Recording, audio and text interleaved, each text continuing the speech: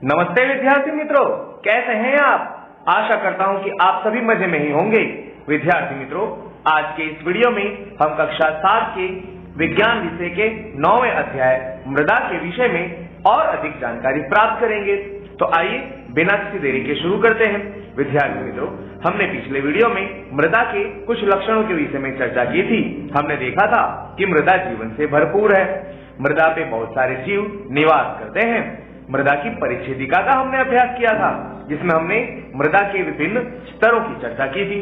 फिर हमने मृदा के प्रकारों की चर्चा की थी, जिसके अंदर हमने दोमट मृदा, फिर बलुआ मृदा और मृणमय मृदा की चर्चा की। उसके बाद हमने मृदा में जल के अंतःस्रवण के दर का भी अभ्यास किया था। आइए आज के वीडियो में हम मृदा के कुछ और गुणधर्मों की चर्चा करते हैं। विद्यार्थी मित्रों, आज हम चर्चा करने वाले हैं मृदा में नमी के विषय में। जब कभी भी आपने अपने घर में पानी को किसी पतीले में गर्म किया हो, तो आप उसके ऊपर कंपदीप्त वायु को देख सकते हैं।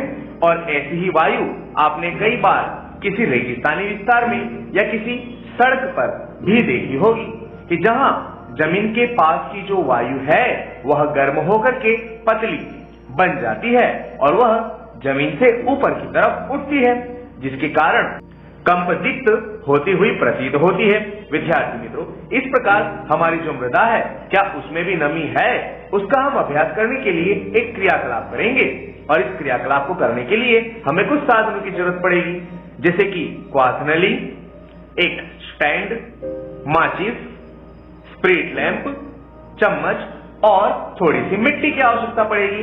अब हमें क्या करना है विद्यार्थी मित्रों, तो हमें एक क्वथन नली लेनी है और उसमें 2 चम्मच मिट्टी डाल देनी है।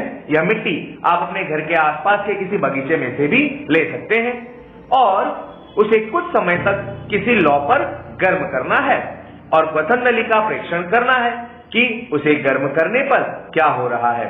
विद्यार्थी मित्रों, जब आप क्वथन नली का ध्यानपूर्वक अभ्यास करेंगे, तब आप पाएंगे कि क्वथन नली के ऊपर के भाग में जल की कुछ बूंदें दिखाई देंगी। विद्यार्थी मित्रों, अब आप सोच रहे होंगे कि जल की बूंदें आई कहां से। तो विद्यार्थी मित्रों, मृदा में से जो जल है वह वाष्पित होकर के ऊपर की तरफ उठता है और ऊपर उठने पर क्वथन नली के ऊपरी भाग में, जो कि अपेक्षाकृत ठंडा होता है, वहां पर जाकर के वह वाष्प ठंडी हो जाती है और पानी की बूंदों में रूपांतरित हो जाती है। तो आप सोच रहे होंगे विद्यार्थी मित्रों कि यह नमी आई कहां से।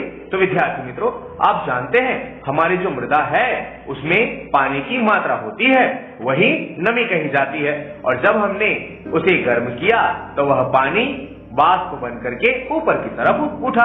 यानी हम कह सकते हैं कि हमारी जो मृदा है उसमें पानी पाया जाता है, अर्थात नमी पाई जाती है।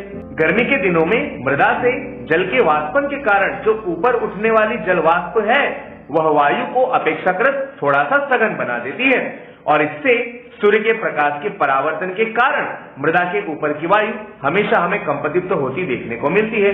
इसीलिए विद्यार्थी मित्रों, जब कभी भी किसी रेगिस्तानी विस्तार में या किसी सड़क पर जब आप ध्यानपूर्वक देखते हैं, तो पृथ्वी के पास की जो वायु गर्म हो चुकी है वह ऊपर की जो कम गर्म वायु है या ठंडी वायु है वहां पर जाकर के उनका स्थान ग्रहण करती है।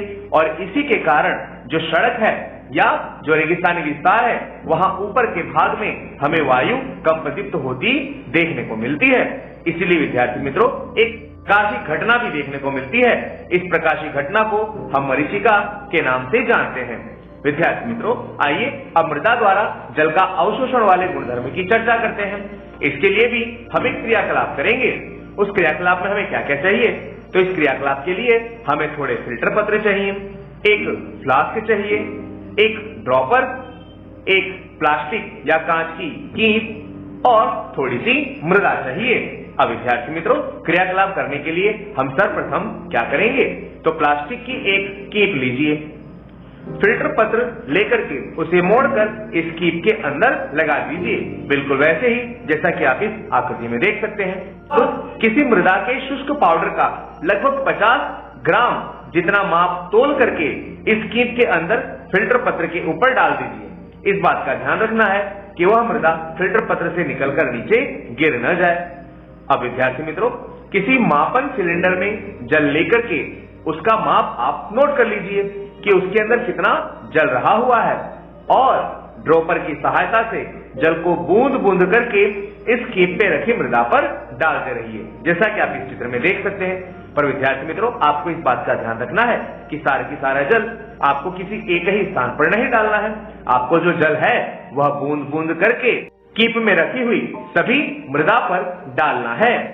अब विद्यार्थी मित्रों, जल डालना तब तक जारी रखना है जब तक वह रीस करके कीप के नीचे गिरना आरंभ न कर दे। विद्यार्थी मित्रों, जब आप जल डालना प्रारंभ करें तब से लेकर के तब तक आपको जल डालते रहना है जब तक कि जो जल है वह इस कीप के द्वारा रीस करके नीचे रखे गए पात्र में आकर के इकट्ठा ना हो जाए।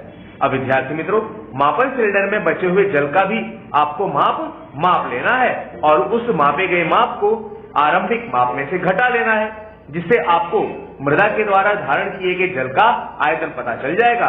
यानी विद्यार्थी मित्रों, इस मिट्टी पर जल डालना आरंभ किया उस समय जो जल का कद था आपको वो नोट कर लेना है और जब मिट्टी में से जल रीस करके नीचे की तरफ आकर के गिरने लगा उस समय पात्र में जितना जल है उसके भी आयतन को आपको नोट कर लेना है। इसके लिए विद्यार्थी मित्रों, हम कुछ संज्ञाओं का उपयोग करेंगे, जैसे कि मृदा द्वारा द्रव्यमान भार बराबर 50 ग्राम, जो कि हमने प्रारंभ में लिया।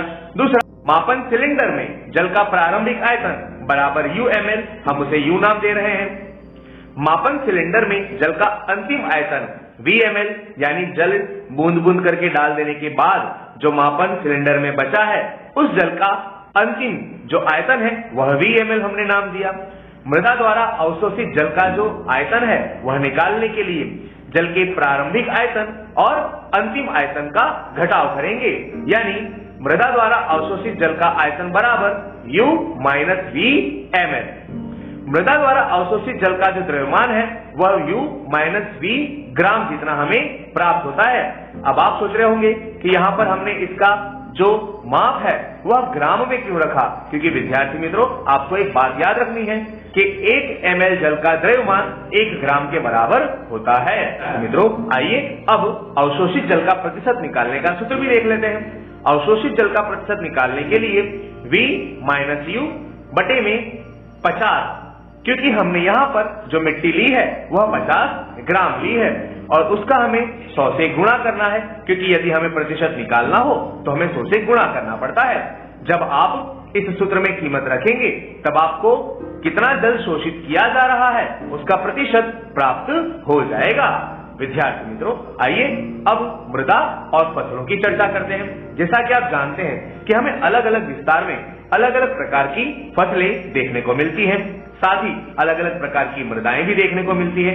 जैसे कि कहीं पर आपने काले रंग की मृदा देखी होगी, कहीं लाल रंग की, कहीं पर पीले रंग की, कहीं पर रेतीली, कहीं पर मृणमय तथा कहीं पर आपने दोमट मृदा भी देखी होगी। विद्यार्थी मित्रों, पवन, वर्षा, ताप, प्रकाश और आर्द्रता द्वारा मृदा हमेशा प्रभावित होती है। ये कुछ प्रमुख जलवायवीय कारक हैं जो मृदा परिक्षेपिका को प्रभावित करते हैं और मृदा संरचना में परिवर्तन भी लेकर के आते हैं। जलवायवीय कारक और मृदा के घटक सम्मिलित रूप से किसी क्षेत्र विशेष में उगने वाली वनस्पति तथा वनस्पति की जो फसलें हैं उसकी अलग अलग किस्मों को निर्धारण करती हैं। विद्यार्थी मित्रों, हम सबसे पहले चर्चा करते हैं गेहूं की। तो मृणमय और दुमटी मृदा दोनों ही गेहूं की खेती के लिए उपयुक्त होती है।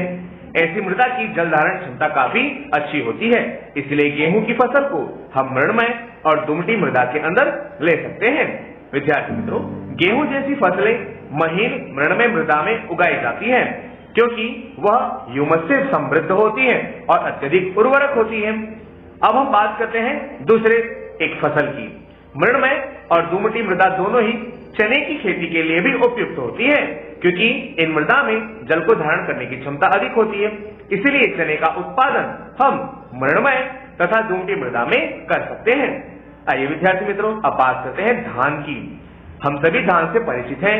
धान के लिए मृतिका एवं जैव पदार्थों से समृद्ध तथा अच्छी जल धारण क्षमता वाली मृदा आदर्श मानी जाती है। विद्यार्थी मित्रों, आपको यह बात जानकर के आश्चर्य होगा कि जो धान है उसकी फसल के लिए अधिक पानी, संग्रह की जरूरत पड़ती है और वह क्षमता चिकनी मिट्टी या मृणमय मृदा में देखने को मिलती है। इसीलिए विद्यार्थी मित्रों, जो धान की फसल है उसके उत्पादन के लिए मृणमय मृदा अति उपयोगी साबित होती है। विद्यार्थी मित्रों, आइए अब बात करते हैं कुछ दालों की, जैसे कि मसूर की दाल या अन्य कई प्रकार की दालें। इसके लिए दुमटी मृदा अति आवश्यक होती है, क्योंकि इनमें से जल की निकासी आसानी से हो जाती है। इनमें जल सरलता से ठहरता नहीं है, क्योंकि अगर जल ठहरेगा तो हो सकता है वह इस फसल को नुकसान पहुंचाए। इसीलिए इनका उत्पादन सरलता से पानी बह जाए ऐसी दुमटी मृदा के अंदर किया जाता है।